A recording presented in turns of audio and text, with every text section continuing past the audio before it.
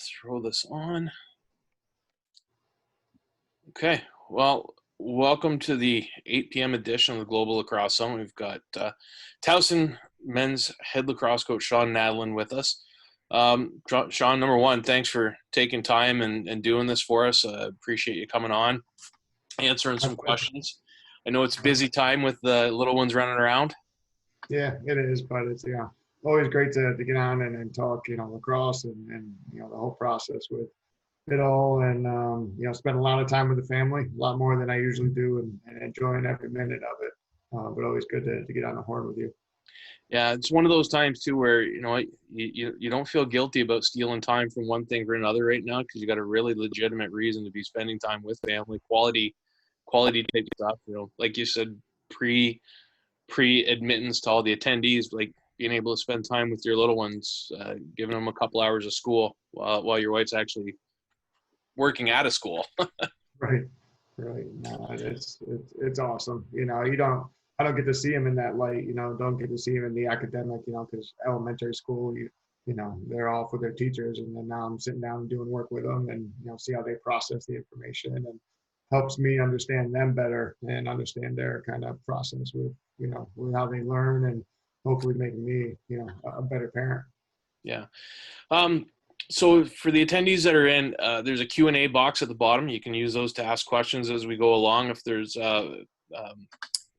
there's some NCAA obligations I need to abide by, so the facilitation goes through me on everything, and I'll get those through to Sean as long as I'm able to ask them and he's able to answer them.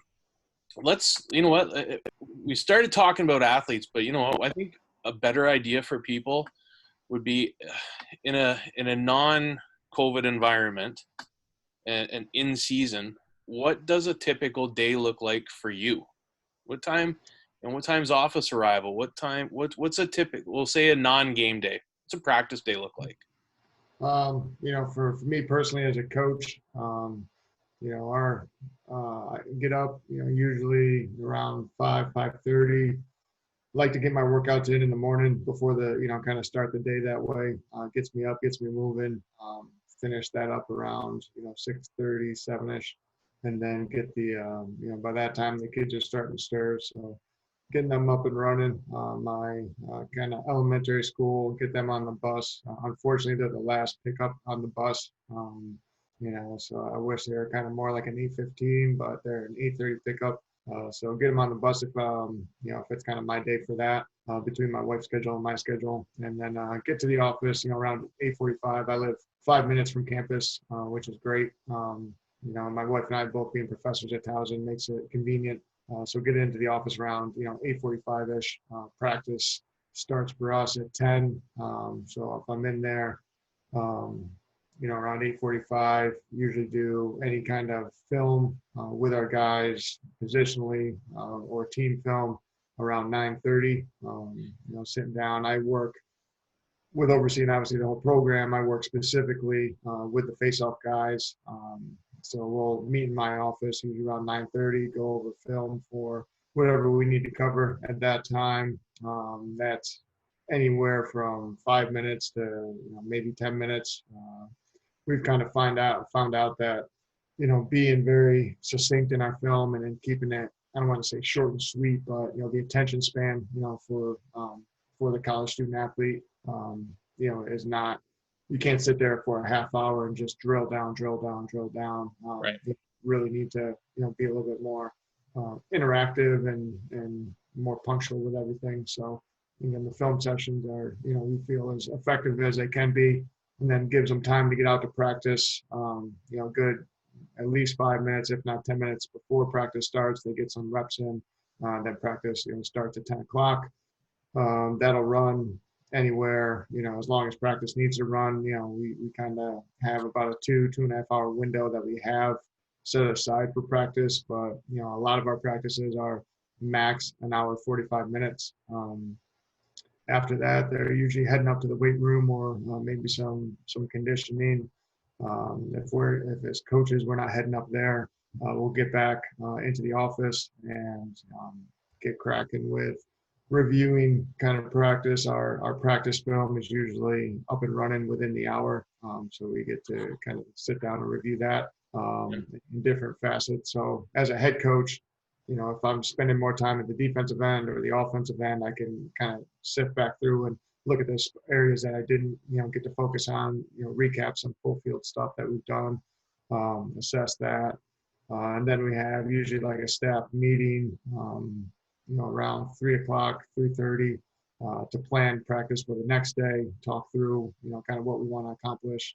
If we're kind of in the mix of kind of day-to-day evolution, a lot of times as we start fall ball, as we start preseason practice or spring, we usually plan practice out a good, 3 days and kind of follow through on that.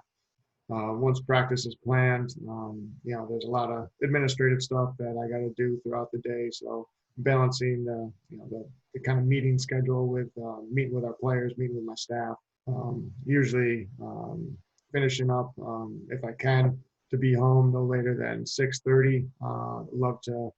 Love to be there for my kids for at least breakfast and dinner. I'm a family guy.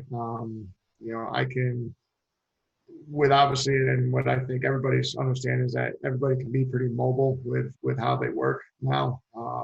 And we are as coaches. So anything I need to do, I can put it in my backpack and walk out the office and be able to access it. So, be able to steal away, get home for dinner, spend an hour and a half with them before they go down for bed is so valuable to me. I make sure my coaches, who has family, they understand that I want them to feel comfortable doing that and, be there and enjoy those moments as well. Then kind of wrap things up and, whenever we get things tidied around the house and kids to bed, then it's, you're opening up the laptop and then cranking out the film and recruiting and all that stuff. And, probably, until about 11, 12 o'clock at night, or however much time is needed for it. Yeah. And then any ancillary type things, just trying to work it in there and manage time on top of that. Yeah, that was one of the biggest, I guess, eye openers for me when I transitioned from an assistant coach to a head coach, is just how much of your time is demanded by others, administratively, and then, also, alumni and different things like that. So it's just, trying to, again, be as organized for that and as diligent. Very fortunate to have a staff that I can depend on. And I don't think I'm too much of a micromanager. I want to trust my guys, and then we make sure we measure twice and cut once and talk things through as much as we need to. But I want to give them the faith that I have in them and trust that they can carry it out. And remember, as an assistant, you could spend all day breaking down film and watching film and talking with your guys and whiteboarding it up. As a head coach, it's very difficult to do that during kind of normal working hours. Gotcha. So, you touched on being able to talk to recruits, and this was kind of what this conversation. We've got a lot of coaches that are working with high school aged athletes, and always found a lot of the premises. Been to LaxCon, I've talked to a lot of NCAA coaches, worked with them. I've sent number of players to play down in the NCAA, but I was fortunate enough to play professional. I was fortunate enough to work with guys like yourself. You and I have known each other for a long time now. Let's say back, I think you were in high school still. Yeah, it's got to be probably 25 years or so. Yeah. So, but one thing that's always touched on, and it's evolved over the situation, is the development of the high school aged athlete. And that's changed since I went to school, since you went to school, and it's going to keep changing. But what does the typical Towson recruit look like? What is the player profile for, someone like yourself into that Towson program? Because, and we'll get to the intangible parts after, because I know that's going to be a big part of it. But what, academically, skill-wise, what does that look like for you? Yeah, those are all pieces of the bigger picture. like I said, the intangibles are kind of the biggest piece. My favorite part of the recruiting process is getting kids on campus and talking with them face to face, seeing how they interact, you see how they manage them, handle themselves around their parents, and looking them in the eye and kind of sizing them up and putting them under pressure a little bit and seeing how they react, face to face. But the kind of the outside of the package, academically, we're looking for guys that maintain, probably at least a B average, kind of a 3.0 or higher. SAT wise, if they can be, in and above the 1,000 range on the SATs is important for us. And obviously being able to show that they are performing as best they can. That's something that we really try to dive into because I think that's a product of their character. There's some kids that are obviously very high achieving students and they have to work very hard for that. There's other students that are very high achieving and, maybe not as well as they could because they don't put as much effort into it. It just comes easy to them and natural and things like that. I love seeing the kids that, they got to scratch and claw to get a C sometimes in classes. And, but they're putting in so much effort. They're, talking to their counselors, talking to the people that know them in their towns is like, look, this kid's, meeting with tutors, they're spending extra time with the teacher, he's doing everything that he can to put himself in the best position academically. It's like, I know that kid's a worker. I know that kid's character is that he's gonna do everything he can to succeed. And, he just might not be as gifted academically or the subject matter is that difficult for him. So, I want to see him put that effort in for that, which is obviously very important there. The skill, we don't, the size, piece to it is important, but I'm more important to what they do, with what they have.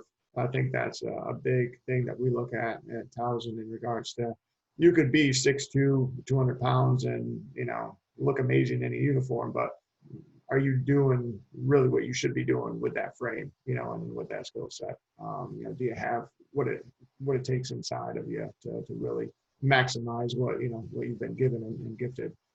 So, I mean, we've had guys, we had a long stick midi who was a senior for us in 2017.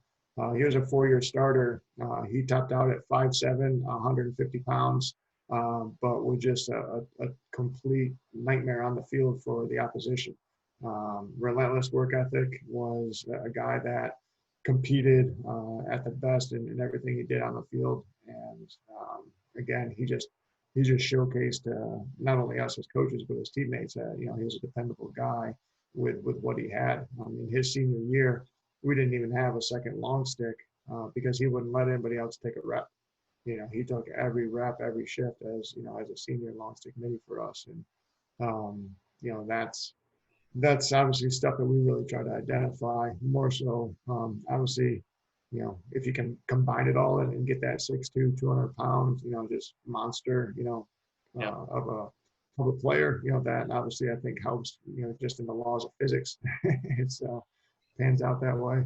But we want to see guys that can have, obviously, we feel can run at the level of high-end Division I that Towson plays at, and be able to physically withstand the physicality of the game at our level. We have, our conferences, there's a very physical conference, the CAA. We play, very blue-collar style lacrosse, and you got to be ready to withstand that. So does he have the frame to fill out when he gets into our weight room program? And, does he care to do that? Is he a guy that commits to it, in high school and has that work ethic?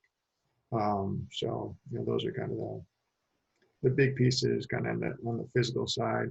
Yep. And skill work, the skill work piece is, being able to love the fundamentals. They got to love the fundamentals. They got to understand, that is such an important part of their game, but also do it with creativity. I love to see guys be creative, and then not because it's flashy, but because it's, they're trying to make the play that needs to be made at that time, and things like that. So, the fundamentals are such a big piece to it. Seeing a guy that, knows, when to make a pass and then when to, be aggressive with the ball. Defensemen that understand how to break down and then play with their feet first and communicate on defense. And, those are kind of the fundamental pieces that we look for a lot, to go along with the intangibles, which are, a love for the game. That's the biggest thing we try to identify how much they really love the game. That has to go hand in hand with the work ethic, for the love of the game, and being able to get out there and again, fall in love with the fundamentals and then keep working at that. Even when the whistle blows at practice, guys that are staying after, guys that are coming back on their own and not just, dumping a bucket of balls and shooting step down shots, but really repping out important pieces of their game to get better and improving on certain aspects of their game. And then, being able to have that relentless compete level that isn't in everyone, but if we can get the majority of our team, on board with that, it just makes us that much better, and we obviously try to identify all that and maximize, the players when they get into the program, and then really squeeze as much out of them and more than what they expected that they had out of them. So we've got a mixture of people on here tonight, and one of the, like I said, you and I have known each other for a long time, so I got a load of questions in my mind here. I'm gonna twist and turn back on and throw at you. But if you could give one piece of advice to a high school coach, right? I mean, you're talking with 9th, 10th graders. You're responsible for developing these kids. What is the one area you would tell them? Make sure you focus on this, because there's a couple areas of skill that I see that have kind of declined over, I don't know, last 10 years that maybe isn't quite as prevalent as it used to be. And I know what I always tell guys what they should be doing, but I'm interested in your thoughts. What do you think high school coach should be focusing on with these guys?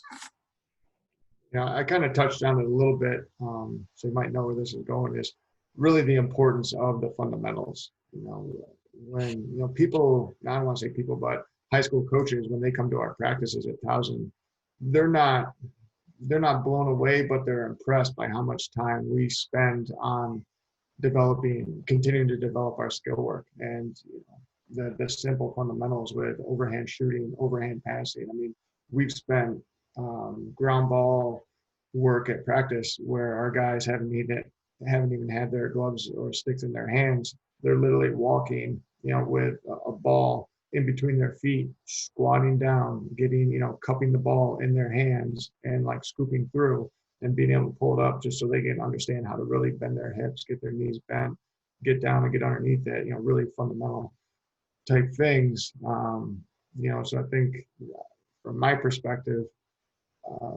continuing to emphasize how important the fundamentals are in the development of a young player's game is so crucial, because when they're going to be in their toughest moments and their most pressured situations, they're going to fall back on that. They're going to fall back on their fundamental tendencies, and if they've been able to get away with some poor mechanics and things that might not pan out for them well because it's easily to expose, then it's going to hurt them and hurt their success. So I think that obviously the fundamental piece skill wise is so crucial to continue to emphasize and make sure that they understand that it's fun. It's fun to be good at that stuff because it never gets old, it never gets boring. Kobe Bryant always said, never get bored with the basics. You'll never get bored with the basics. And then that was a lot of his game, was just practicing, the simple mechanics of the fundamentals in that. So, yeah. Well, and the reason I brought it up is we were going back and forth after World Indoors in Langley this year. A friend of mine was going back and forth because he came up from Washington and he watched a couple practices for Team Israel, and he was going through some stuff, and he said, "Hey, it's really like, I can't believe how much time you guys actually spend on catching and throwing and basic stuff." And I said, "Why? What do your practices look like?" So we kind of agreed to circle back, and he actually sent me some practice plans. And I said, "Hey, I don't know what your team looks like or anything, but you look like you do a lot of systems. Like, I said, I don't care if my guys know how to play a zone defense when they get to me, because I'll teach them how I need them to play defense. But if their footwork's not there and their game IQ is not there and they're competitive, I'm okay. I'm okay teaching them afterwards. But I said, I think the difference between what we have and what you have is I don't concentrate on systems. I fundamentals, just like yourself, I think are key. And that's precisely why I brought it up, because every practice I seem to go to, it's all about how we're going to beat them with this fancy new offense, how we're going to invert, or how we're going to do this. And it's like, guys, if the kid can't catch and throw properly, on a larger scale, don't matter if he can invert, don't matter if he can dodge once or twice. So got a couple good questions coming in. I'm gonna one's a little bit of a, I told you this was gonna come up. We got a recruiting question already. So hi coach, thanks for taking time to present. Coach on the club side, girls game. So, but questions more about the athletes and more along the recruiting lines. If you can give some insight into what you were thinking with the dead period extended through the end of July, will there be a push for a waiver for August? I know that's been a conversation even before the dead period got extended. Specifically for the men's side, I'm not sure. I think the women have been kind of planning nothing until August for a while, just with the way their events kind of were canceled, I think, through the summer. So in regards to, I think there could be some NCAA legislation that allows for recruiting in August. Yeah. I think it's hard to say if that's obviously going to happen or not, because then you're starting to look at kids getting back into high school potentially, depending on what region they're in, starting out, early, mid-August, late August, Labor Day weekend stuff. So, I think they might just let it pan out until the fall and kind of let things shake out from there, and then potentially keep the recruiting calendar as it is, in August, and just kind of go from there. I think I like to call the NCAA the most predictably unpredictable entity there is. So I don't ever try and question it. It's just they're one you got to kind of have to react to, like, right. So going back to our conversation about your day and the staff's day, and you kind of gave us an insight in terms of your practices and the strength and conditioning and some video work, but the question is, what does their daily kind of schedule look like? Weekday schedule with class and practice. There's a couple parts to this question, so I'll let you answer that part first. Yeah, for the players, we're fortunate at Towson. We have what's called priority registration, so they can register for their classes before the general student population does, a whole 2 weeks before that. So that allows the sport teams, to kind of try to figure out the best window to practice, and then allow the players to figure out their schedule around that if it works out as well. We're a mid-sized school, so we do have a lot of options, for class times of specific classes might have different time sections. So our practice window, we kind of have our guys block off from 9 a.m.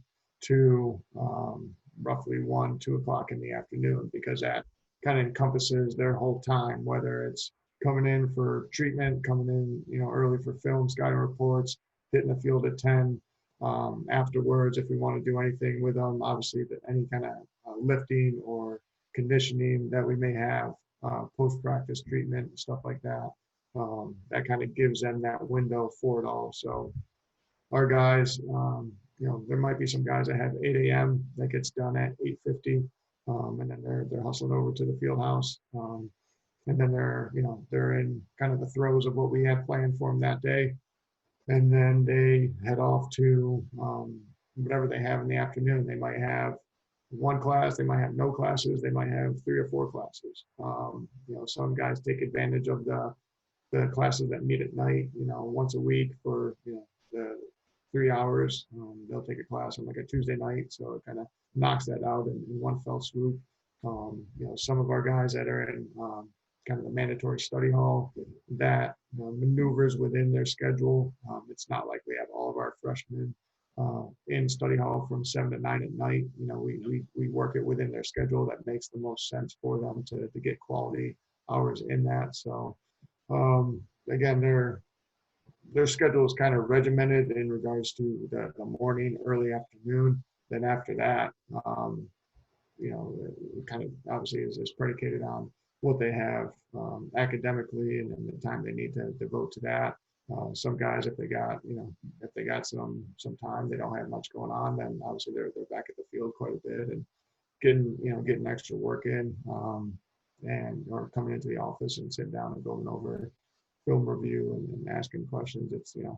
It's great to have those opportunities, with those guys. They'll, if they got the afternoon free, they'll go grab lunch and then come back and sit down and talk and things like that. So it's pretty flowing. Yeah, with the different levels of playing the NCAA, there's a lot of different structures. Captains practices in D3 is quite prevalent. Captains practice at Towson prevalent? No, not really, because when we get back in the fall, in the past, it would be different this fall if we get back to campus, Right. which hopefully we do. We've usually given the guys at least 2 weeks, if not longer, to kind of get back into the groove of coming off the summer, getting their class schedule situated, so again, we give them a good kind of acclimation period without any structured practice from our perspective. They do jump right into the weight room because I think that's such an important part of the fall phase of everything. So they jump right into the weight room and the conditioning routine that first full week of practice or first full week of classes.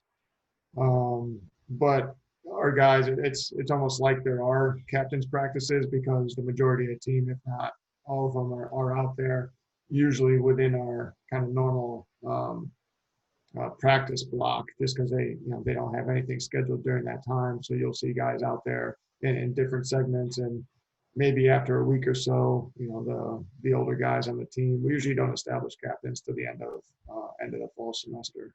But the older leaders on the team, older guys on the team will organize, hey, let's make sure everybody's at the field by 11 and, try to get a little up and down in or do some small sided stuff just to get the sticks going with some 4-on-3s and stuff. You'll see him do that. But then, when we start, kicking it into gear by kind of the third week in September, we'll kind of ease our way into it as well with position specific fundamental work, skill work by position for the first week and a half. So that'll be roughly an hour with each group. It'll be, the attackmen for an hour, the middies for an hour, the D guys, and just, going through a lot of again, not, just continue to emphasize the importance of that stuff. So our fall ball is like a 5-week program, and the first week and a half is very, very fundamentally focused on their specific position. Then we work into kind of the smaller number stuff and transition. Usually the last week and a half is kind of our full 6-on-6, full field type stuff. Gotcha. So, with COVID being prevalent, with the whole situation we're in right now, is a really, really good question. What should a high school player do right now to maximize college opportunities? They're kind of limited, but at the same time limited by what? Creativity? Yeah, I think that's a great way to put it. And you're talking more kind of recruitable age high school kid. I would think so, yeah. Yeah. Most of the people on I can see are high school coaches that I know. Yeah. Or I've seen them register in other groups. So. Yeah, so I think it's, maximizing the time. You and I talked about it, maximizing the time to develop themselves physically, because I think they should be doing that as they kind of in the back end of their sophomore into their junior year, really starting to devote that time, just kind of physical development, weight room type stuff and things like that. And then again, doing their best to master their craft as a lacrosse player, but also not lose the. Um, I'm a big believer in kind of the multi-sport athlete, you know, person and player. So if they, can get out and play a little 3-on-3, basketball and do some different types of things just to keep their body a little bit more fresh, and then that kind of spatial awareness that you get from different sports, and then kind of the ability to keep the game fresh, because they've probably just been beating the bounce back, the wall, the cage, the ladder drills, all that stuff for all spring, because that's what they know. And it's like, it's good every now and then to step away and then play something else, and then come back to the game a little bit there. So Yeah. Having their stick, ready to go if and when, they can get back into it. You don't want to, show up rusty. I know that happens to quite a few players in the fall. They're in fall sports, soccer, football, things like that, and then they're trying to play in November. We take that, we do personally at Towson, we take that into account with, maybe they're they're just coming off a football game Friday night and they're stepping on the field Saturday, and, who knows how much they've touched their stick, but, what do they look like at that point? So I think for them to maximize their time now is continuing to devote, again, the physical pieces to it, but, just staying sharp with obviously their stick and, the game. Yeah. So next question, I got two train of thoughts on this one, so I'm interested in hearing yours. What's more important to you as a collegiate coach, seeing a player's high school film and stats or his club film and stats? I don't want to kind of back into that one, but it's like, it really comes down to kind of level of competition at times. Yeah. Because I've seen some films of both high school and club where, the kids' team is a really good team, or, just a solid team, and the team they're playing is not, is not a really good team. It's these, they're shooting on, on goalies that, don't even know which way to hold the stick sometimes, and then things like that. And it's just, stuff that we try to identify within those. So I think it really comes down to the level of competition that you're playing against, and trying to identify, the best plays that you've made in and against those opponents, whether it be high school or club. Maybe some kind of big games in high school where it's, it doesn't matter if it's kind of for the county championship or a state championship, or, just a regular season game, but, late in the game, and what play gets made, or end of quarter, hustle plays and things like that. So I think it's, the content is very important, and, not just putting in there every goal that you score, or every faceoff that you win, or, every shot that you save, being able to kind of, I don't want to say humiliate yourself, but humble yourself with, maybe a mistake that was made, but your response within that mistake. Or, I always get a kick out of some defensive films where, the first, minute is watching the kids score goals. And that's great. I love, guys that can handle the stick and score goals on the defensive end, but I haven't seen you move your feet and cover anybody yet, and we're a minute and a half into the film, and then we get into that, it might not be great. So it's, again, you want to market yourself the best you can, but being able to, do it, where you think the competition obviously shows your true ability, and then not just taking advantage of, the opponent, and, ripping off, so many goals or face-offs and things like that. So it's a little bit of a give and take there. Yeah. I mean, I'm kind of the same way. So, I mean, you're getting tape for kids that want to attend school. I usually, when I was coaching the junior teams up here, I usually got tape from U.S. kids that wanted to come out and play box. And I had the same thing. And I high school to me was really important. I wanted to see it because it was all about context to me. Because I'm the same way. I don't want to see you blow the team out that's in last place in your high school league and doesn't know how to play. Show me the rivalry game, and show me you going to bat for your teammates, for the guys that you actually spend every day with. And then, your club stuff, it was all context to me because I don't know the difference sometimes. I don't know what is a high school and what's not. But those guys that you bleed with every day, like you grew up in Rochester, you grew up in an area where there's a lot of rivalries. And I'd love to see those. Now, on the other hand, there's some good club teams out there and there's some good rivalries and some good tournaments. But I always like seeing that intensity. Yep. That to me, you can give me 2 or 3 games, whether it's high school or club, and there's intensity in all of them. I don't care.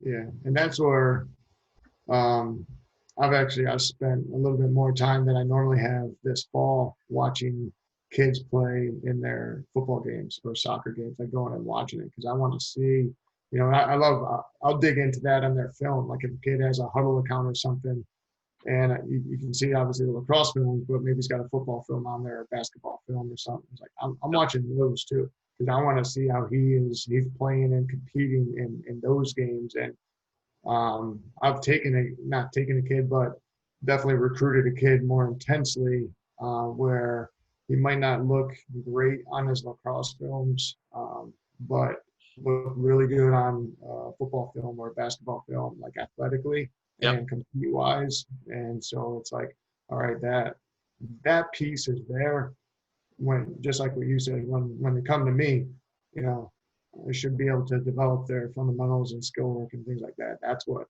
really gets me going. Yeah. This is a personal question about growing up. So, again, I'm interested in hearing this. What's your go-to spot for a garbage plate in Rochester?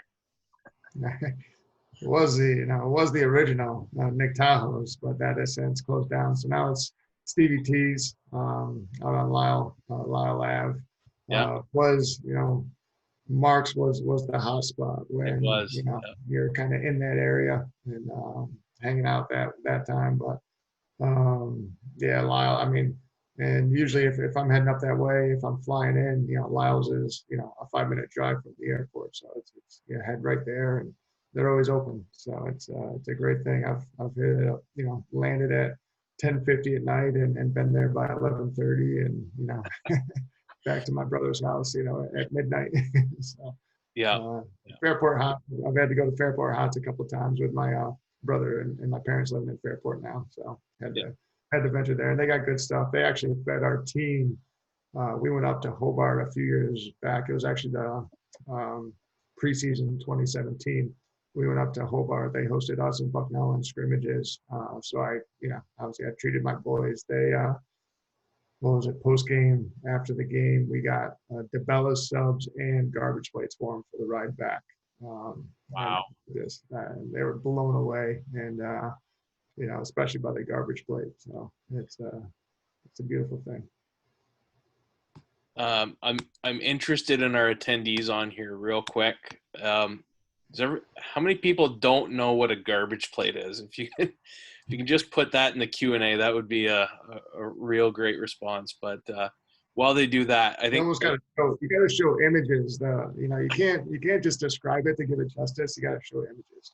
If I could, maybe I'll pull one up. I'll find a picture here and share the screen. But the last time I was in Roch, I hightailed it to Mark's. I checked into the hotel. What was it? 5 Points, whatever, by the Blue Cross Arena there. Mm-hmm. And I bet you I was same thing. I went, checked in, dropped the bags up to the room, and down I went. I bet you I was there by half an hour after I checked in. So. Oh, yeah. I'll bring back. They actually bottle the sauce now. Stevie T's does.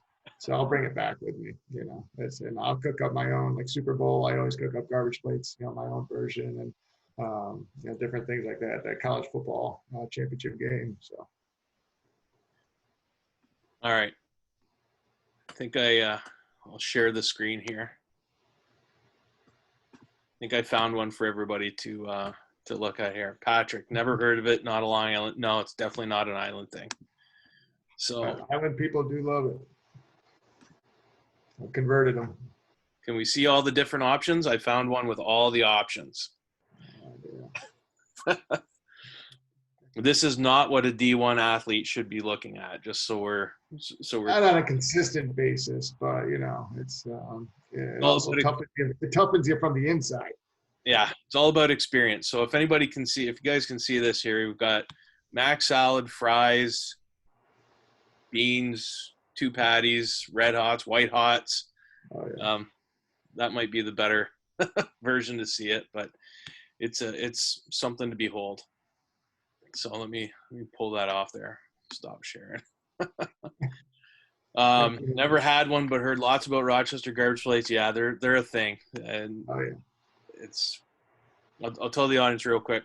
The time when I moved to Rochester to play for the Nighthawks, Nazareth lacrosse legend Brent Rothfuss was one of my roommates, and he decided he was going to take me out. We went to this place called Mark's, which is a diner, and I'd never heard of a garbage plate, let alone see one. And we went into Mark's, and he said, "Here, I'm going to order a garbage plate for you." And I just thought, yeah, okay, whatever.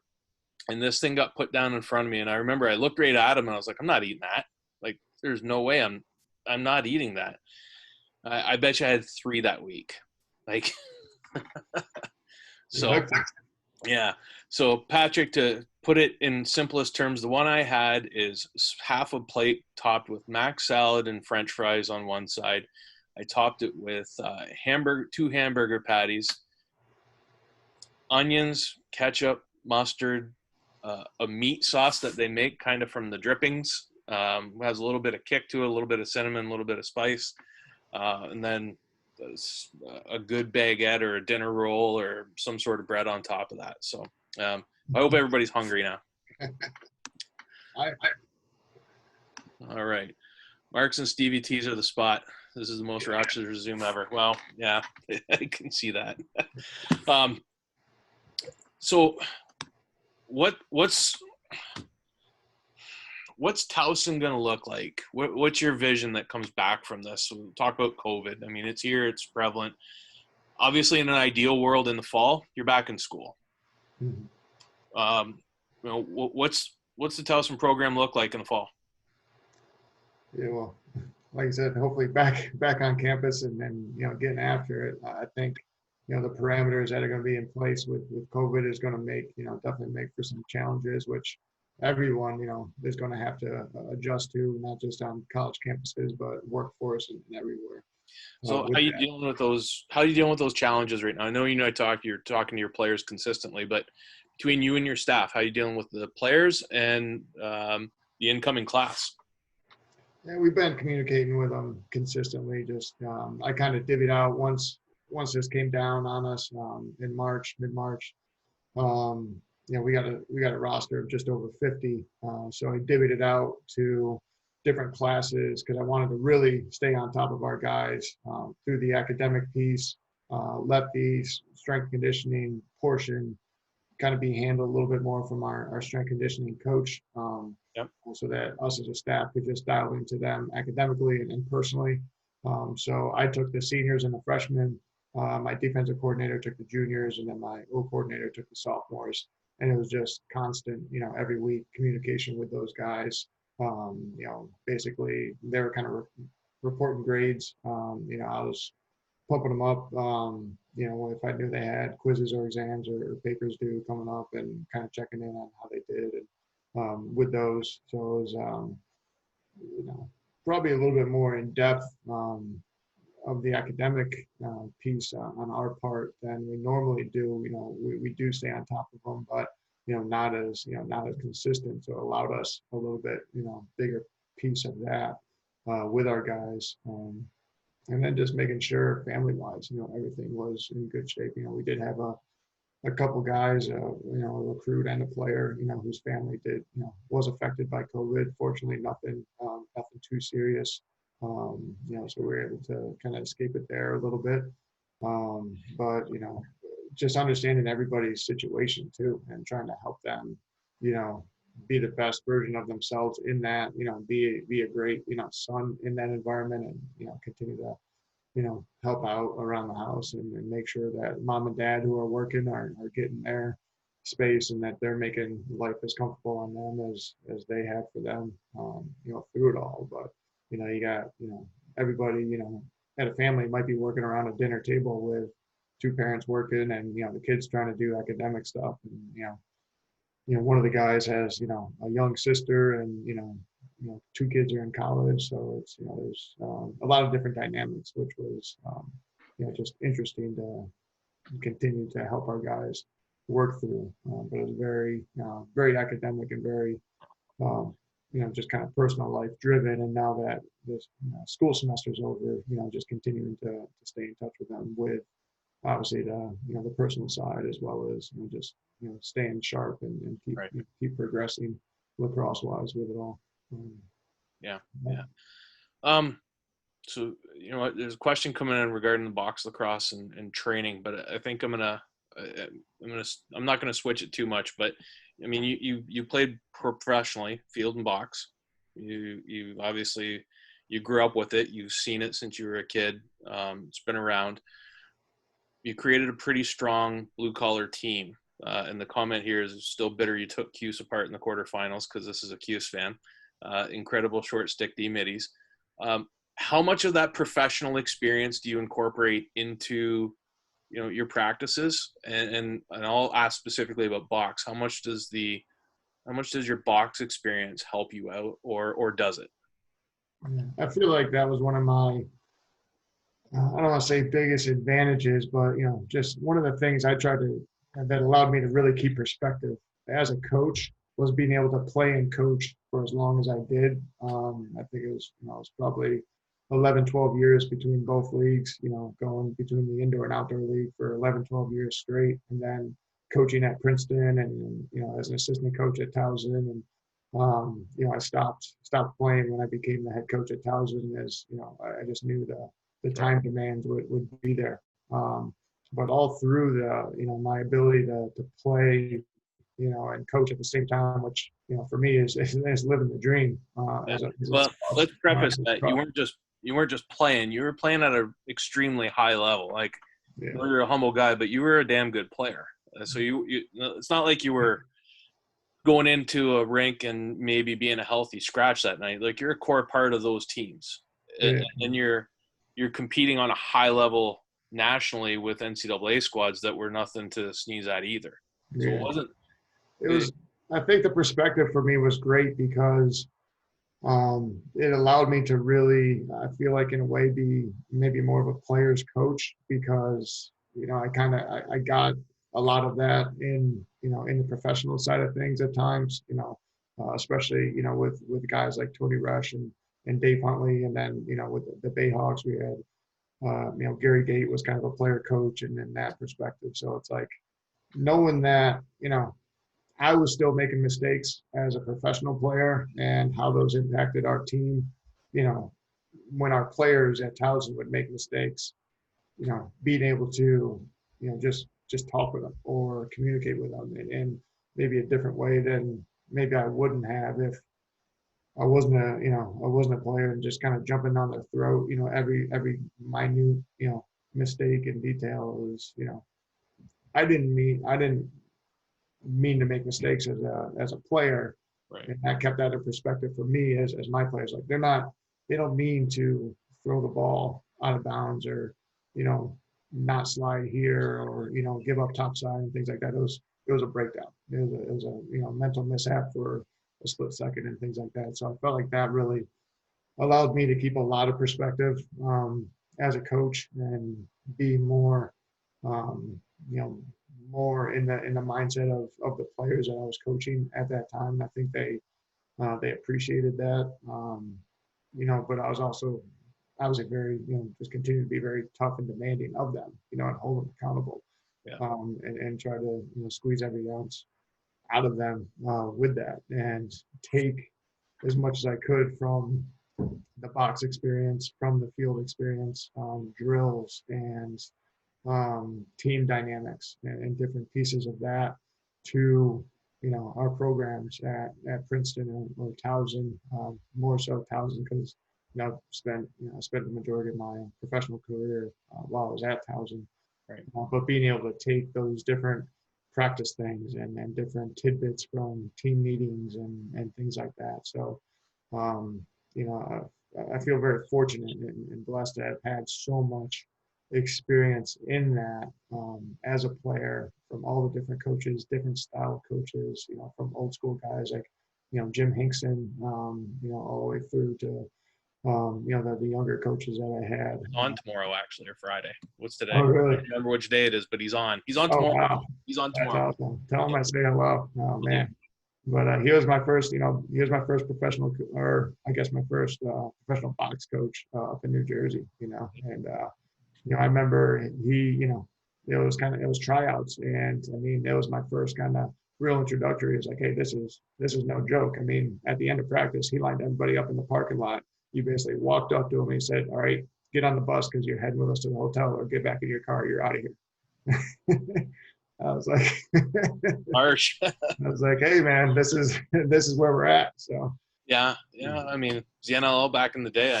I get it. So yeah, but, I think it just, again, the box game, I think at a professional level just really showed how passionate the players are. Not that they aren't in the field and stuff like that, but just the arenas were more packed, and it just had more attendance, and it just felt like it had more weight to it. It was a little bit more established, obviously, especially with the players or association. I try and explain to people that the intensity just seems different. Not more or less, just different. Right. Yeah, I would agree with that. And we had the kid Woodall graduated from us, and he got into the box game, and he came out, and I told him, I was like, hey man, it's going to be a grind. I was like, but you're going to love it. He's going to love it. And he came out, I was like, coach, that's the most fun I've had playing lacrosse in a long time. So, yeah, that's great.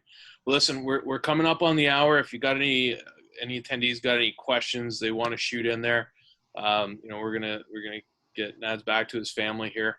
Got to enjoy the last couple hours of sunlight. Maybe the young ones whacking the older one with a lacrosse stick outside. So I hope so. And that's, it's funny because a question I get a lot, had a lot of different coaches, and they're always kind of like, what's your most influential coach? And it's really hard to answer that. And I always say, you know what, everybody kind of brought me something somehow. I took something from someone. And it's almost unfair to do that sometimes. And I wouldn't ask it of you, but what I would ask is, from all the coaches you have had, what's the most influential type of scenario or situation that you took? And I don't care who the coach is, I don't even need to mention it, but whether it comes to your professional development, the way to handle players, the way something's handled in practice. What do you think the biggest thing you took away from a coach was? I think, kind of in the thrills of especially like a game day is being able to kind of read the atmosphere of the team, read the vibe of the team, and giving them what they need at that moment, because if you're, I feel like if you're a yelling or screamer all the time, Right. it just kind of, the guys tune that out at some point. So I've been around where coaches, where you feel like they're going to jump down your throat. They don't, their tone is, just direct and, informative, and they kind of go from there. So it's like being able to understand the moment, understand the environment, engage kind of what they're feeling from the players, and what does the team need from me right now? Like what can I help keep them, moving forward, or, get back on track, and things like that. So that's definitely been a big piece for me, is just trying to be in the moment and, deliver again what I feel like the team needs in that moment. But the bigger piece is, just the relationships, being able to build those relationships with your players, is continue to establish and create that trust. And every team every year is going to be different, and the biggest challenge that we have as coaches is building that chemistry, building that bond and that strength for each other. Yeah. I've always believed that I could be the best X's and O's coach in the world, but if the players in the locker room aren't playing for each other, and if they're not self-policing each other, it doesn't matter how good of a coach I am. They got to want to do it for themselves. They got to want to do it for each other. Yeah. And you know what? It's funny you mentioned that. So think my second year in Rochester, we struggled through the regular season, and I think Paul Day was our head coach, and he kind of lost it on us one night, and we deserved it. It was bad, but I remember he kind of gave us that same speech, and our season turned right around. I think we were in Ottawa, and the season just turned around. We came together, and we ultimately lost in quote unquote the game to Toronto because they scored with 0 time left. But I remember that specifically, and that's one of those moments I've tried to take away from myself. And I can see it. We're up at Lax Night, and I can see you with Team USA helping Reggie, and just seeing different connections and different things that are happening for coaches, and seeing that for a collegiate experience, the chemistry changes every year. You got 12 new guys coming in this year. They're going to affect that chemistry. So it's an ongoing thing that changes and needs to be managed and nurtured. And it's not easy. It's hard, and it's time consuming, and challenging all at the same time, but yet it's the best thing in the world. 100%. So that's what I feel is the real value in coaching, beyond, hopefully having a positive impact on these young men's lives. It's like that journey every year, making it as special as it can be, and that might be, overachieving on a team that, was a really young team, and you overachieve, and, just by, making your conference playoffs and doing well, or, you take it all the way to the end and win a championship. So it's, there's no, I try not to put markers on, things that, kind of parameters on success, like, having to get to 10 goals to win a lacrosse game, or hold opponents to like 7 goals. Like, why limit ourselves on those things? Let's just be the best versions of ourselves, and maximize what that looks like. Yeah. Listen, we've cleaned out the Q&A box. There's nothing left in there for us. We probably should wrap this up. And quick thanks to a couple sponsors here: Uncommon Fit, the Power Team, Apex Lacrosse Events, Manitoba Lacrosse, Sticks and Picks Podcast, Major Series Lacrosse, and Bear Paw Lacrosse Events out of Indiana. So great people that helped us aboard. I want to give you the last words of the night. It's kind of the last couple of days. I think it's better off for the speaker presenter to end things. Could be a piece of advice, doesn't matter. What would you say? I just say continue to spread the love of the game. I know everybody that, hopefully is watching this or tuning in, and, or watching it later, has an invested interest in the game. And, we've all gotten here because I'm sure somebody else brought us, here. And I know my dad and my older brother, were a big reason for that. And being exposed to lacrosse in my area was massive. And, once you give a kid a stick, it's a special thing. So continuing to grow that, and let that, be a process for us during these challenging times. And, if there's people out there, high school coaches that are working, with high school level kids, and they're worried about the recruiting process and things like that, it's just, as tough as it may seem for them, just, make sure, try to emphasize, there's no need to panic. No need to panic. The recruiting process always works out in the end.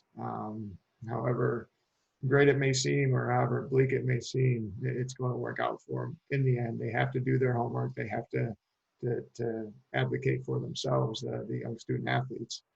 But, they can't be concerned about missing events this summer, and what's the fall going to look like, and things like that, because we're all in the same boat, and just be patient, but keep working hard. And obviously, like I said, don't panic at anything. It's going to work out for everybody in the long run. But obviously, continue to stay healthy and safe, especially with everything that's going on, and looking out for one another.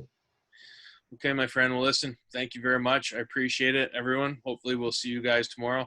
And I'll make sure I say hello to Hinkson for you. Please do. Thanks so much for having me on, bro. All right, pal. Talk soon. All right.